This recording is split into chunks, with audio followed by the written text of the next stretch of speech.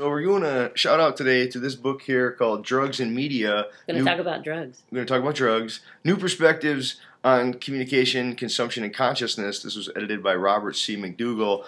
We both have a chapter. That's right. We both have a chapter in there. Each of us have a chapter in there. And we thought we would try to talk about, yes, great book. People, check it out. Go get your library to get a copy and read it up. I mean, let's get into this discussion about drugs and consciousness and what is chemical mediation? Are there hypocrisies? I mean, let me start. I want to start the issue this way. Andrew Weil, when he was the director of Harvard Medical, and I think I've maybe said this before, he was asked on C-SPAN about the drug problem in America. And he said, well, the drug problem comes down to, he says, this issue. He says, if you want to know how much we spent last year in the Just Say No program, in educating people about drugs and war on drugs and on rehabilitation programs and in prison sentencing and all this kind of stuff, it was X billions of dollars. But he says, do you know how much we spent last year studying people who regularly use drugs but who don't have it negatively impact them? He goes, zero. And he goes, no, look, I'm not advocating drugs. I'm just showing that we're not interested in that question. And it's that issue when you think about it in terms of we seem to be a knee-jerk, just say no, we're anti-drugs, and yet big pharma, pharmacology is everywhere. I mean, there's tons and tons of people on medicines, and when we look at medicines and you turn on the television and now there's medicines for everything from, you know, like there's Viagra ads and there's baldness ads and there's for, you know, every possible disease. Well, are these drugs, are they not drugs? What do we mean by drugs? And what about the line of legality? I think the real concern here, I mean, we're in a state here that has medical marijuana. I think medical marijuana is on a lot of states' ballots this year. And I think there are concerns even in some states about full decriminalization of cannabis. And, you know, if you were a parent, if some person was a parent, would they want their children to have the right to drink alcohol, but not use cannabis, even if they know that cannabis is much safer, for example, than alcohol. I mean, so I think there's a whole bunch of issues that maybe are tackled and addressed in this, but we wanted to talk a little bit about what some of the arguments that we're making in the... Yeah, I'm not as passionate about this topic as I have been about some, but I do think it's interesting stuff. The article I wrote was on birth control drugs and how they change the nature of both men and women, change the environment, like really change the playing field of the sexes, change expectations about work, things like that. Well, let me say that though. So part of the deal here is that we're trying to look at Marshall McLuhan's work, and McLuhan said so much about mediums of communication or media of communication as environment. In understanding media, he mentioned media, things like the automobile and clothing, and he had chapters on things that you wouldn't normally think of as media, because we usually think of media as things that transmit words or voices. Right. But he says the medium is the message, and by that he says a medium becomes an environment. And he says the user is the content of any medium.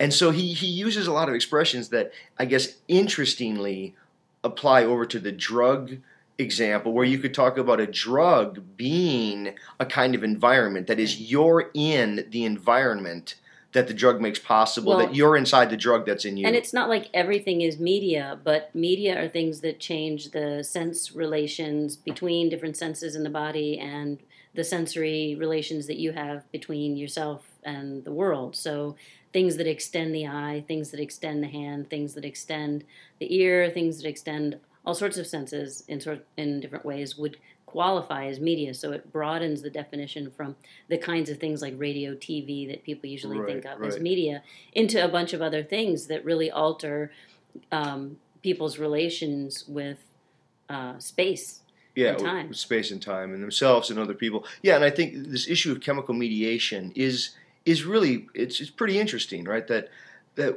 we think of selves or of, I guess, of ideas as discrete, not realizing how much they're mediated by various forms of chemicals. And it's not necessarily that you yourself would even have to be doing any of those drugs. This is why, Ivan Illich has a notion of lay literacy.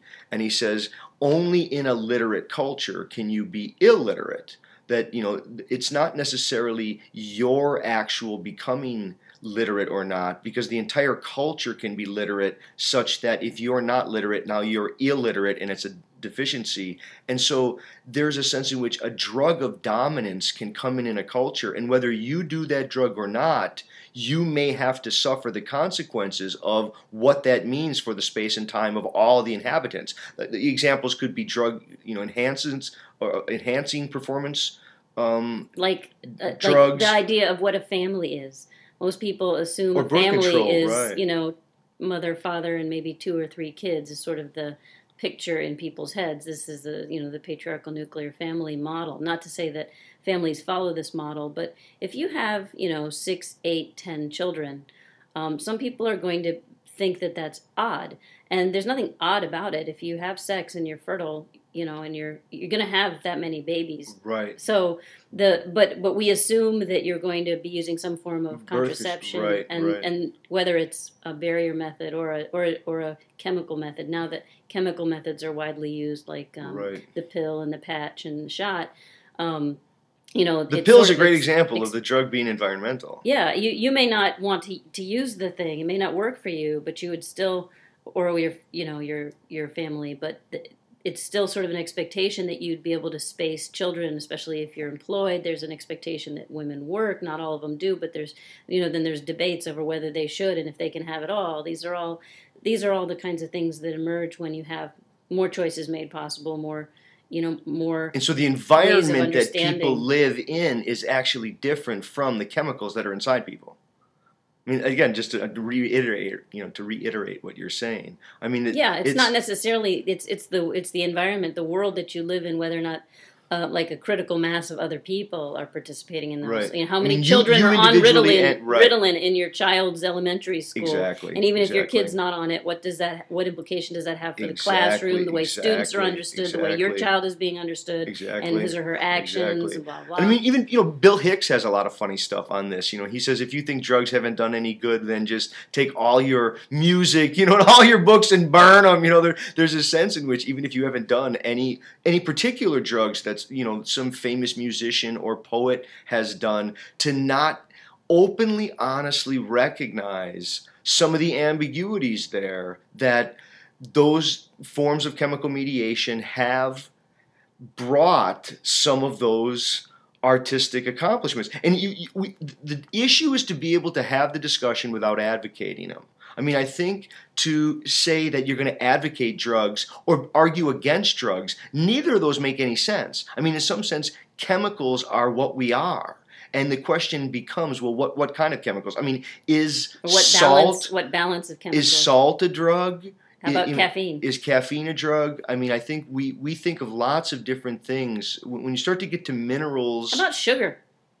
Sugar is a very, very dangerous drug. Addictive. It's a very dangerous drug. One of the things dietitians tell you if you want to not eat so much sugar is to go for a week without eating it, and then it'll help you lose your taste for it. That's the kind of thing you do with addictive substances. Right, to try and go cold turkey so that you don't have the craving anymore. Right. I mean, part of the argument that I try to give in the chapter that I have in there is to suggest that McLuhan was so insightful on this notion of, mediation as environmental, and that as a given medium or a drug, once you use it to extend yourself, it becomes the environment that you're in. And these are great ways of thinking about it. But he argues in Understanding Media that there is what he calls the overheating of the medium, the mechanical medium, that is the progression from literacy into printing technology overheats, and then it implodes and starts to cool down. And I think when he talks about the cool down of electricity, he doesn't have in mind the heat up of pharmaceuticals and the rise of chemical mediations, that in some way the world is hotter than it's ever been in the normativizing effects of drugs. And it is, like you say, it's Ritalin drugs and Viagra drugs, all kinds of performance drugs, uses of sugar and caffeine in a highly, go culture. Can I read the Mumford quote? Yeah, you want to read the Mumford? This is and this a really is a good good corrective to McLuhan. McLuhan to say that he says, plainly Marx was in error when he said that machines told more about the system of production that characterized an epoch than its utensils and utilities did. For it would be impossible to describe the neotechnic phase without taking into account various triumphs in chemistry and bacteriology in which machines played but a minor part. So he's saying, chemistry and biology are as big of a deal as the machines during the machine age, especially things like he talks about, in his book, he talks about rubber being really significant as a development for contraception. There was the idea of contraception, but until you had Goodyear, you didn't have effective condoms, and so the technological developments need to be there in order to have the idea take root. And there are a lot of technologies that have developed in the last 100 years that have had some real significance. And when he talks about chemicals, he says the movement of limbs is more obvious than the process of osmosis, but they're equally important in human life, and so too the relatively static operations of chemistry are as important to our technology as the more obvious engines of speed and movement. Today our industry owes a heavy debt to chemistry. Tomorrow it may incur an even heavier debt to physiology and biology. Already, in fact, it begins to be apparent. Yeah, I mean, the way that I would sort of, again, that's such an awesome quotation there to throw in. And it's this issue of where McLuhan tries to address media in terms of hot and cool. The hot is the mechanical, the uniform, the replicatable, whereas the cool is the participative, the multisensory, the incomplete package that you still fill in. Yeah, and it's interesting that what you can do is when you move to drugs, in the chapter that I did, is to try to say, well, you can draw a parallel between tight drugs and loose drugs, where loose drugs are basically what I think most people mean by a recreational drug. That's someone getting bent, twisted, they're getting whacked out on whatever it is they're using it. There's no particular result intended. And it's probably they take it, it comes in as if you have a sudden effect and it brings you radically out of normative consciousness state, that's a loose drug. Whereas a tight drug can be a drug that maybe you don't even feel. You have to take at the same time every day. It can be something that's what we normally think of as a medicine or something that's part of the pharmacological world. And at that point, you start to see that it's not that people are doing more drugs in the sense of doing more loose drugs. They're doing a lot more tight drugs. The drugs that they're taking tight is drugs trying are to all bring over them the place. into normality as it's being defined by That's others. Right. And that kind of, and if you get enough people being pulled towards normalcy, you're not going to get the kind of fringe behaviors that are going to create the kind of art, the kind of thought that is going to, challenge the going mentality. Well, okay, no, I think that's interesting, but what I think you're also finding is increasing number of young people taking what are designed to be tight drugs and using them for loose purposes by using them for by taking them for the unintended side effects. And so, one of the things... Which is hugely deadly and bad. Deadly and bad. Hugely deadly and bad. Right? Go eat a face-off or something. People doing weird stuff. It's hugely deadly and bad. But I think, the issue is... When they stir up a bunch of pills together and, that's... Look at the number of tight drugs that are advertised on television for which they give then, a 2-minute list of all the potential the deadly and or dangerous side effects associated with it. Yeah, the one that starts with AB and ends with illify. Oh my God! The cure sounds worse than the disease. Yeah, I mean, I think some of those are really interesting when you start to get to all of those kind of side effect lists. You're starting to wonder, what exactly is the drug being used for? It's not what we normally think of, or what people traditionally have thought of as a drug like alcohol or something to get loosened up. It's so defined in its parameters of what its effects are that the bulk of it is just unintended effects and unwanted side effects. Yeah, unattractive side effects. Yeah.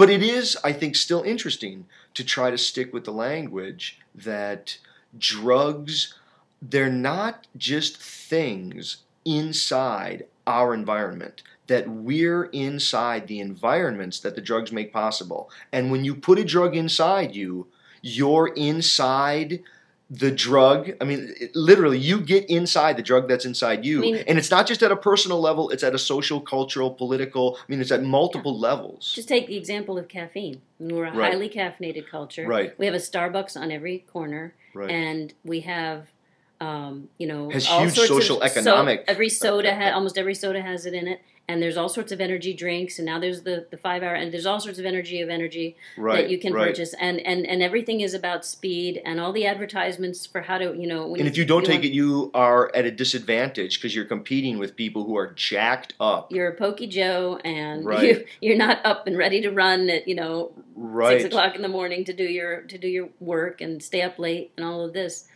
I mean, it's up there with the electric light. McLuhan talked about the electric light, and part of the consequence was making it possible for people to work beyond the normal sunlight hours. And, you see the consequence on people's sleep patterns. It's hardly anybody these days sleeps like a normal person. Or look at obesity as it's related to the entire culture related to sugar. When you look at sugar and the sugar content and its relationship to all the health impact, you can see how much sugar is. It's not just something in your cabinet, it's in your body, which makes it environmental. I mean, it's literally in your environment through your body. And the medical industry has absolutely no interest in alleviating the obesity epidemic. Because they sell drugs they benefit from the illnesses that are the consequence. Yes. It's pathetic. It's pretty embedded in a systems level problem. So, please go get your library, get a copy, order a copy, Drugs and Media. Check it out. Okay. Have a good one.